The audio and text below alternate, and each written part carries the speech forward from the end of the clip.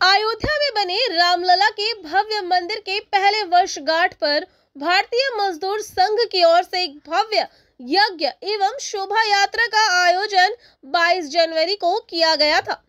साल 2024 के 22 जनवरी को बड़े ही भव्य रूप में अयोध्या में बने राम मंदिर में रामलला के प्राण प्रतिष्ठान हुए थे। हालांकि हिंदू कैलेंडर के अनुसार अब हर वर्ष इसे 11 जनवरी को मनाया जाएगा।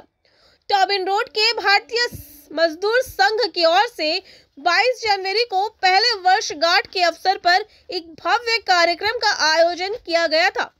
इस दिन सुबह से ही टॉबिन रोड पर एक भव्य यज्ञ का आयोजन कर टॉबिन रोड से होते हुए तमाम सदस्यों ने एक विशाल शोभा यात्रा निकाली। यह शोभा यात्रा टॉबिन रोड से होते हुए डल्लब दक्षिणेश्वर बेलघोरिया एक्सप्रेस से सीधा न्यू टाउन स्थित हनुमान मंदिर जा पहुंचा। इस दिन इस शोभा यात्रा में हजारों की संख्याओं में पुलिस एवं महिलाओं ने बड़े ही हर्ष और उल्लास के साथ कदम से कदम मिलाया। প্রথমত হচ্ছে এই রামজির পুজো হচ্ছে শুধু নারী শক্তি না, নারী পুরুষ সকলের মানে একটা মানে হিন্দু ধর্মের একটা বিশাল পাওয়ার শক্তি সব কিছু।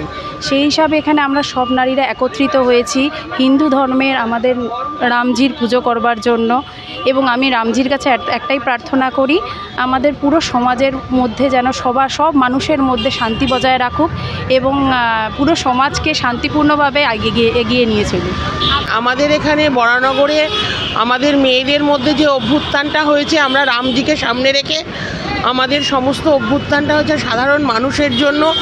আমরা সবাই সাধারণ মানুষ, আমাদের যে সামান্য উন্নতি আমরা রামজিকে সামনে রেখে এই দিনটা, এই বিশেষ দিনটা আমাদের যে হিন্দু আমরা, আমাদের এই জাগরণ, আমাদের এই প্রাপ্তি, এই দিনটাকে মনে রেখে আমাদের এই প্রাপ্তিকে আমরা উদযাপন করার জন্য আজকে সমস্ত নারী শক্তি একসাথে হয়েছি এবং আমরা সেই জন্য আজকে এই রামজির জন্মদিন আমরা পালন করছি। এখন ভারতীয় মজদুর সংঘের ব্যানারে এই প্রথমবার আমাদের যে প্রাইভেট পরিবহন সংস্থা আছে তারা রাম মন্দিরের বর্ষপূর্তি উপলক্ষে যে বর্ণাঢ্য র্যালি করছে তার জন্য অসংখ্য ধন্যবাদ জানাই আমি। এটা ইন্ডিভিজুয়াল মানে আমার উদ্যোগ, একার উদ্যোগ বিষয়টা নয়। বরানগর রিফিউজি সেল এবং এই পশ্চিমবঙ্গ ট্রান্সপোর্ট অ্যাসোসিয়েশন দেখছেন, এই দুজন সংগঠনের যারা সংগঠক এবং কার্যকর্তা সারা বছর যারা একসাথে থেকে বিভিন্ন রকম কার্যসূচিতে নেয়, সবাই মিলে কম্বাইন্ডভাবে এই প্রোগ্রামটা নিয়েছে, কারোর ইন্ডিভিজুয়াল উদ্যোগে নয়।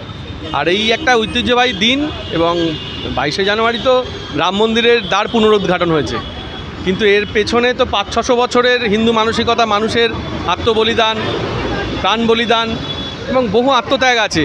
তারপরে একটা বৃহৎ ইতিহাস আছে এই আজকের দিনটার সাফল্যের পেছনে। তাই সনাতনী ভাবধারা, মানুষের আবেগকে সম্মান দিয়ে আজকের এই অনুষ্ঠান। আজকে রাম থেকে কি প্রার্থনা রাখবেন? রামজির কাছে এটাই প্রার্থনা রাখবো, দেশে যেন শান্তি স্থাপিত হয়, সারা বিশ্ব জুড়ে শান্তি স্থাপিত হয় এবং সনাতনী যে ভাবধারা এবং সনাতনী যে চিন্তাধারা, যে আদর্শ, সে আদর্শ যেন প্রতিটা মানুষের মধ্যে অনুরণিত এবং অনুপ্রাণিত হয়। শুধু সবাইকে নয়, আমাদের সনাতনী হিন্দু এক জায়গায় থেকে ঐক্যবদ্ধটা কতটা আমরা সফল করতে পারবো, এই র্যালিটা একটু পরে শুরু হবে, সেটা দেখার বিষয় আছে। আমাদের কালীঘাট এবং সাউথ থেকে আমাদের আরও গাড়ির র্যালি আসছে। এবার আমাদের যে হিন্দুত্ব ঐক্য কতটা শক্তিশালী সেটা আমরা আর একটু পরেই বোঝাতে পারবো, ঠিক আছে।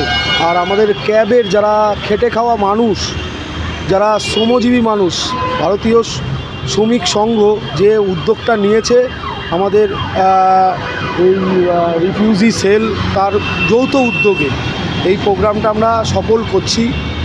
আর কিছুক্ষণ পরে এটা সফলও হবে এবং আমাদের যে যারা ড্রাইভার, যারা রাস্তায় গাড়ি চালায়, তারা বিভিন্ন সমস্যার মধ্যে পড়ে, তারাই এই উদ্যোগটা বিশেষ করে নিয়েছে।